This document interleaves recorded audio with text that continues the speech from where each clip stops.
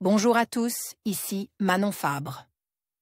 Bienvenue sur ma chaîne, où on explore ensemble le monde des aliments, leur composition et les critiques qui en découlent.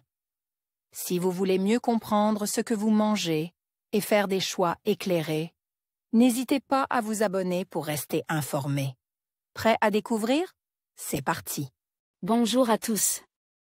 Aujourd'hui, je vais vous montrer à quel point il est facile de réussir son pain maison. Dans cette vidéo, je vais partager avec vous mes astuces et mes techniques pour obtenir une belle croûte dorée et une mie moelleuse. Le tout avec des ingrédients simples que vous avez sûrement déjà chez vous. Que vous soyez débutant ou que vous ayez déjà un peu d'expérience, je suis sûre que vous allez adorer faire votre propre pain. Alors, préparez-vous à enfiler votre tablier et à vous lancer dans cette délicieuse aventure. Réussir son pain maison, c'est facile. Publié le 21 avril 2009 à minuit, mis à jour le 21 juillet 2016 à 14h08. Validation médicale, 21 juillet 2016. Faire son pain soi-même, sans l'aide d'une machine? C'est possible et beaucoup moins compliqué qu'il n'y paraît. Réaliser son pain de campagne ou sa baguette traditionnelle demande un minimum de temps. Et un bon coup de main pour obtenir une pâtée de qualité. Doctissimo vous donne un coup de pouce. Vous trouvez le prix du pain en boulangerie un peu sale astérisque? Alors joignez l'utile à l'agréable et lancez-vous dans l'aventure du pain fait maison. Bien choisir les ingrédients de votre pain. On commence toujours par s'intéresser aux ingrédients d'une recette. La farine pour les débutants, il est conseil d'utiliser une farine blanche, numéro 55. Ce chiffre signifie 0,55 g de minéraux pour 100 g de farine. Durant la période d'apprentissage, il est plus facile de réussir son pain avec cette farine. La pâtée colle moins. Dans un deuxième temps, l'apprenti boulanger peut opter pour une farine plus riche en nutriments, la farine complète ou la farine numéro 80 par exemple.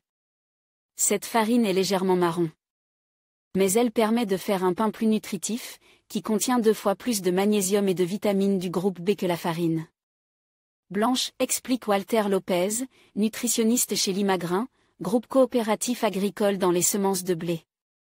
Les préparations mixtes, prêtes à l'emploi, permettent de réaliser une pâtée très facilement, mais les prix sont élevés, ce qui diminue l'intérêt pour ce type de produit. La levure au choix, la levure de boulanger, achetée en cubes à la boulangerie, conservée à plus 4 degrés, ou déshydratée, que l'on trouve en sachet. On peut également choisir de la levure lyophilisée. Ces levures sont conseillées pour effectuer un pain à base de farine blanche. Mais pour donner du volume à un pain complet, le levain est plus approprié. Il rend en effet le pain plus digeste en neutralisant l'acide phytique, un constituant du son. Achetez votre levain dans les boutiques bio, car le réaliser soi-même est délicat et très long. Le sel est le dernier élément important, bien que son utilisation suscite la polémique. En effet, en France, les boulangers utilisent 2,2 g de sel pour 100 g de farine, ce qui est trop élevé. On sait aujourd'hui que pour la santé, il convient de doser 1,8 g de sel pour 100 g de farine. Le pain est un aliment que l'on consomme au quotidien, plusieurs fois par jour. Son utilisation apporte 25% du sel, sur la totalité consommée par les Français. Le dosage du sel est donc essentiel, poursuit le nutritionniste. Malaxer et pétrir son pain. Venons enfin aux choses sérieuses, la fabrication du pain. Pour 1 kg de farine blanche, on utilise 600 à 700 g d'eau de source, soit un peu plus d'un demi-litre, notre bloc de levure de boulanger et notre 1,8 g de sel pour 100 g de farine. Les ingrédients sont incorporés dans l'ordre que l'on souhaite dans un récipient, afin d'effectuer un premier pétrissage à la main. La durée est habituellement de 5 minutes environ, avec une farine de bonne qualité. L'endurance est indispensable. Il faut malaxer la pâtée fermement, jusqu'à l'obtention d'une pâtée homogène, qui ne colle pas. Le geste est important, faites comme si vous étiez en train de plier un mouchoir avec la pâtée, plusieurs fois de suite. Plus on pétrit, plus le pain sera volumineux. Et cela, grâce au gluten contenu dans le blé. Il crée un réseau et emprisonne le gaz, permettant ainsi de faire gonfler la pâtée. Ce résultat ne peut être obtenu qu'avec une farine de blé.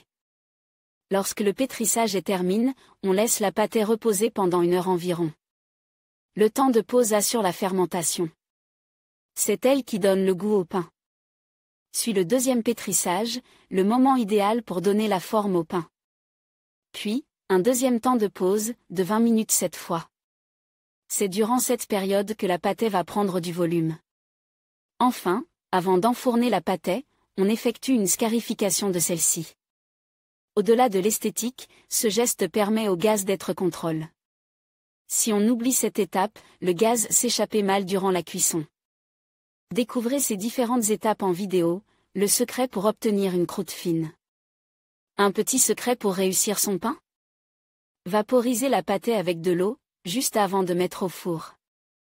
Walter Lopez affirme, c'est ce qui donnera un petit croustillant agréable lors de la mastication.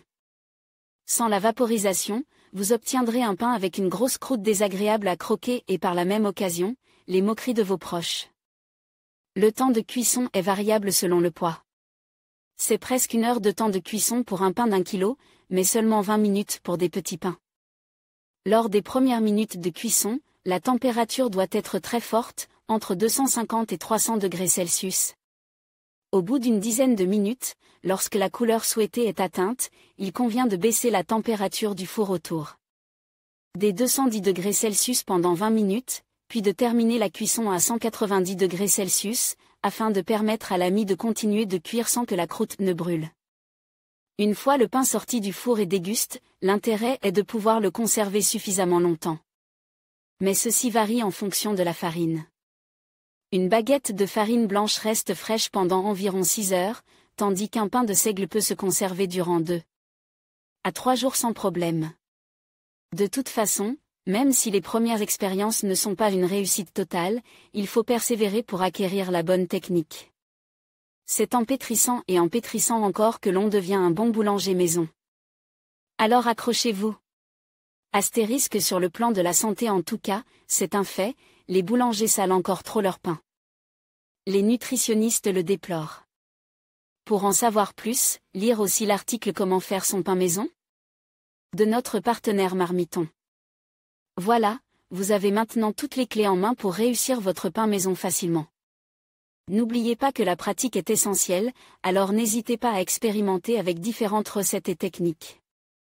Avec un peu de patience et de passion, vous serez en mesure de savourer un pain fait maison, croustillant à l'extérieur et moelleux à l'intérieur. Merci de nous avoir suivis, et à bientôt pour de nouvelles aventures culinaires.